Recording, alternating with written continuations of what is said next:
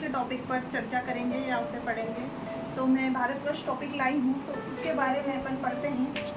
भारतवर्ष, तो सबसे पहले हम इसका अर्थ जानेंगे। इसका शाब्दिक अर्थ होता है भरत की भूमि या क्षेत्र या भूभाग, या भरतों की भूमि, क्षेत्र या भूभाग।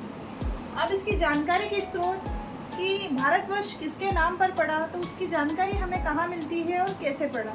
तो जानकारी सबसे पहले हम ऋग्वेद की बात करेंगे। तो ऋग्वेदिक काल में जो ऋग्वेदिक काल के जो प्रमुख होते थे जन, उनके नाम भरत के नाम पर भी भारतवर्ष का नाम जाना जाता है। दूसरा, हम जैन धर्म की बात करें तो जैन धर्म के प्रथम तीर्थंकर जो ऋषभदेव जी हुए, उनके पुत्र भरत के नाम पर भी भारतवर्ष बताया जाता है।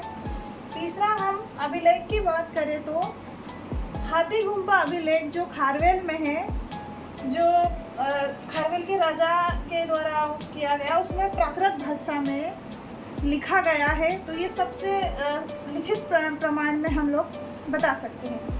तीसरा, साहित्य की बात करें हम तो कालिदास जी द्वारा लिखित अभिज्ञान शाकुंतलम में राजा दुष्यंत के पुत्र भरत के भी अनुसार हम इसमें भारतवर्ष बता सकते हैं।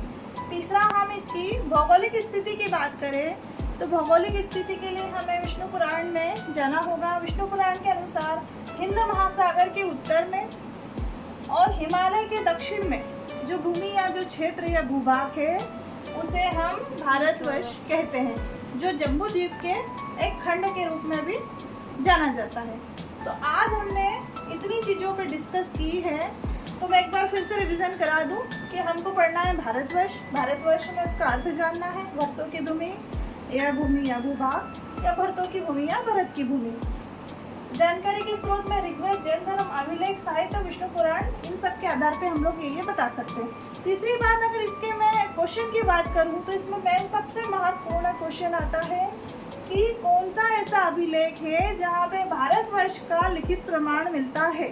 तो वो है हाथीगुम्पा का खारवेल राजा वाला अभिलेख। और कैसा लिखा है? प्राकृत भाषा में। इतना क्लियर है? अगर ये क्लियर है और समझ में आया तो फिर मुझे बताइएगा। तो इस तरीके से हम आगे के टॉपिक भी कंटिन्यू करें। आज हमने जो भारतवर्ष टॉपिक कवर किया है, उससे रिलेटेड मैं आपको एक प्रश्न देने वाली हूँ। तो प्रश्न जानते हैं। प्रश्न है, भारत शब्द का प्रयोग सर्वप्रथम किस अभिलेख में मिलता है? इसके ऑप्शन है जूनागढ़ अभिलेख, ऑप्शन बी नासिक अभिलेख, ऑप्शन सी हाथीगुम्पा अभिलेख, ऑप्शन डी एलोल अभिलेख। इसका आंसर आप लोगों को कमेंट्स में देना है। कल का हमारा टॉपिक रहेगा वेद। कल हम लोग वेदों के ऊपर पढ़ाई करेंगे, वेदों की जानकारी लेंगे, वेदों के ऊपर विस्तृत चर्चा करेंगे। तो आप लोग तैयार रहिएगा। फिर मिलते हैं कल रात्रि 9 बजे। शुभ रात्रि।